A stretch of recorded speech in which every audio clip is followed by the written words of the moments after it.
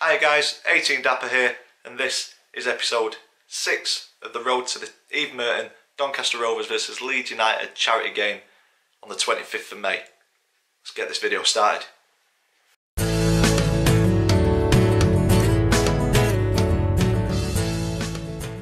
So in this episode, we take a look back at the careers of the first two legends announced for both clubs, and we also find out what this baby sold for on the auction. But first, let's go and have a look at the legends. Welcome to episode 6, where we are going to introduce the first two legends for Doncaster and the first two legends for Leeds.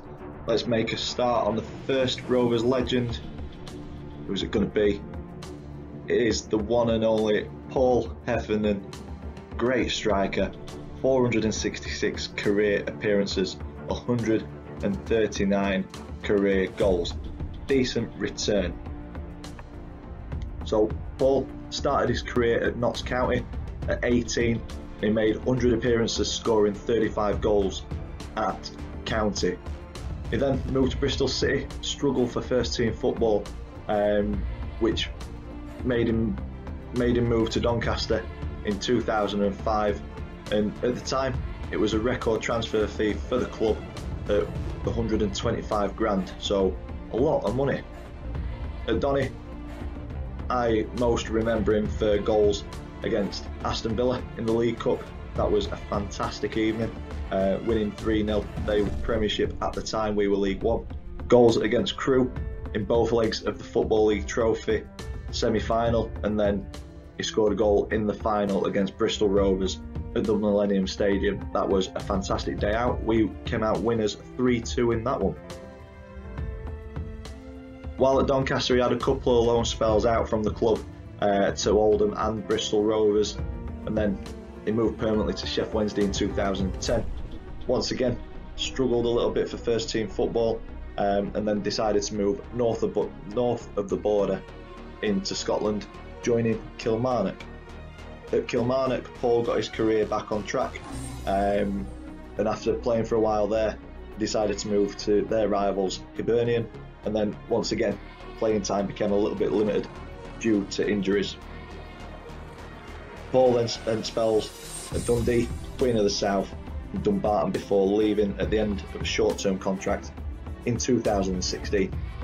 Internationally, Paul turned out for Republic of Ireland under-21s only once in his career, but he did bag a goal, and that was in 2002. In terms of watching Paul when I was younger, he was part of kind of the golden era for Doncaster Rovers. We had a fantastic team. Sean O'Driscoll getting the most out of the players, playing some fantastic football, and Heffernan was a big part of that. He had some great partnerships with Lewis Guy and James Hayter. Potentially one of those may get announced closer to the game. Who knows? On to Leeds' first legend. This one's decent. We've got Danny Mills. So Mills, 354 career appearances, not too many goals, but he played the majority of his career at right back, only scoring 7 career goals. So Danny started at Norwich and he came through their youth system, but struggled to get into their starting 11 at that point, so decided to move to Charlton in 1998. And in that season, Danny helped Charlton win promotion to the Premier League, and that caught the eye of Leeds United, and in his own words, Danny said that was a dream move. And it cost Leeds a nice £1.4 million. So Danny played in the Leeds team that journeyed to the Champions League semi-final in the 2000-2001 season. So Champions League experience here. After a while at Leeds, Danny loaned out to Middlesbrough in 2003-2004, and again he impacted the squad and helped them win their first major trophy, which was the League Cup. A little bit like Heffernan, Danny's later career was played with injuries, and he announced his retirement in 2009. Internationally, Danny made his debut in 2001, and that was due to some very good performances for Leeds United. And he impressed at international level because in 2002 he was chosen as England's first choice right back. Neville was injured, but still, he was the first choice right back at the 2002 World Cup, and he played every single minute of the 5 games England were involved in the tournament. So not only Champions League and Premier League experience, we have got World Cup experience. So going to be tough against Danny. So this guy, bags of talent, bags of experience, and like I've just said, World Cup, Premiership, Champions League, it's not a bad CV. So I'm really looking forward to potentially playing against Danny on the 25th of May. Donny's second legend to be announced was none other than Brian Stock. So 554 career appearances, 47 goals, and Brian began his playing career at Bournemouth in 2000, and he appeared 145 times for Bournemouth. He later joined Preston, only scoring 1 goal for them, but it was against Leeds United. But then he struggled to get regular football, which, a little bit like Paul, brought him to Donny. Brian signed for Doncaster on loan in 2006 and he made it permanent in 2007. And Stocky, he played a vital role in the midfield throughout the golden era. I mentioned it with Paul. Both of these players were a big part of that era in Doncaster's history. And Stocky, he also captained Donny in the playoff final where we won 1-0 against Leeds. After Donny, Brian moved to Burnley, and he was used more as a utility player, as a squad player, until his contract ran out. At that point, he made the move to Havant and Waterlooville in 2014, where he continued playing until retiring in 2017. Internationally, Stocky featured for Wales 3 times. He made his debut against Russia in a World Cup qualifying game, so a bit of international experience in our team. And as with Paul, Brian was a fantastic player to watch when I was younger.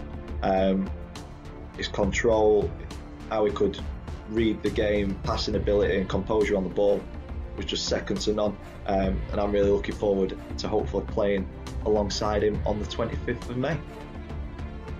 And for Leeds' second legend, this one for me was the big one. I think he's the most well known, Jimmy Floyd Hasselbaink. 614 career appearances and a massive 260 career goals. Decent. So, as I said, this announcement for me, out of all 4, got me the most excited. It's a dream come true being able, having the chance to play on the Keepmoat with footballers I idolised as a kid, but coming up against somebody like Jimmy Floyd Hasselbaink, who's got serious pedigree in world football. He's plied his trade at top level in a number of European countries. It's going to be a challenge because I may be at the back, I may be in the midfield, I may be up front, I don't know until game day. So I could end up facing Jimmy head to head. I think he'll beat me, but we will see. Jimmy started his senior career in Holland, played at a number of clubs, but he never really settled in. But then he headed to Portugal. Some good performances caught Leeds' eye while playing at Boa Vista, and Leeds stumped up a decent £2 million to bring him over to England. In the beginning, Jimmy struggled to adapt to the English style and the English game, but he did find his feet and he finished the first season on 26 goals in the Premier League, so not a bad return for your first season in English football.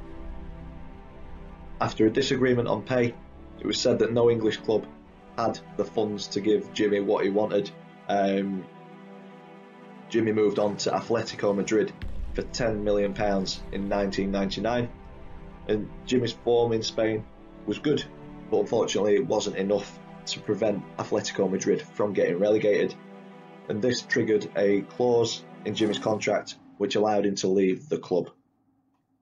At this point, Jimmy returned to the Premier League, joining Chelsea for a decent £15 million. Back in the day, that was a lot of money. It doesn't sound a lot in modern day football, but at the time I believe it was a club record for Chelsea. And Jimmy enjoyed a successful time at Chelsea and then joined Middlesbrough, and he did alright there as well. Helped them qualify for the UEFA Cup, and then he also helped them to the final where they were beaten by Sevilla the following year. Jimmy went on to play for Charlton and Cardiff, both in the top flight at the time, before moving into coaching in 2009 and then into management in 2013. Internationally, Jimmy was called up for Holland when playing for Leeds, making his debut against Cameroon in 1998, and he did play parts, not massive parts, in the 1998 World Cup where Holland finished fourth, so he was part of a very, very good team at the time, the likes of Kluivert, Overmars, players like that, good players. I remember watching Jimmy when I was a kid, and I remember him being absolute lightning back in the day. Hopefully age has caught up with him and he's lost a bit of that pace, but he was so powerful as well. Very versatile. He could shoot with either foot, and either foot was absolutely devastating, and he was good in the air too. So I am looking forward to playing against this legend. We will see who comes out on top.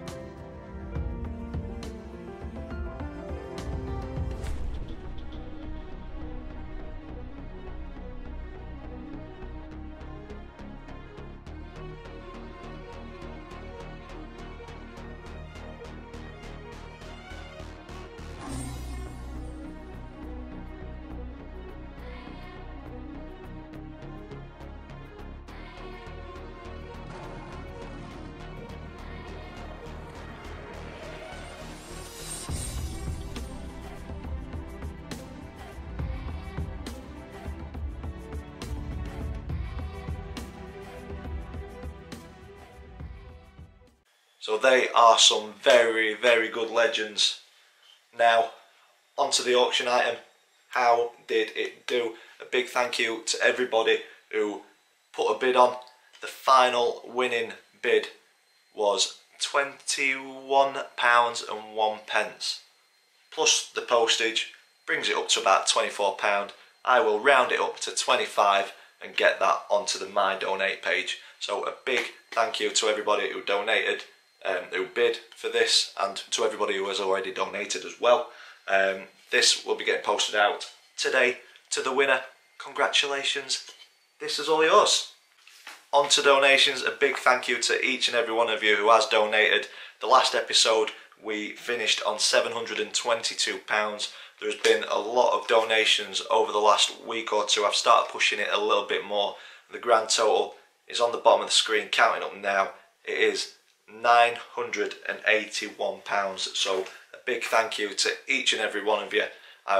It goes to a great cause, the Eve Merton Dreams Trust. It is a cancer charity based in Doncaster that realised the dreams of terminally ill patients. So every penny, every pound goes to a fantastic cause. So a big thank you to each and every one of you who has donated. I will be pushing to break £1,000 by the next video. If you've enjoyed this episode, big thumbs up on it for us, please. Share it, get it out there so that the game is better advertised and more widely known about. Comments in the section down below. What do you think of the legends who have been announced? If you haven't subscribed already, click that subscribe button. As always, thanks for watching, and I will see you in the next one.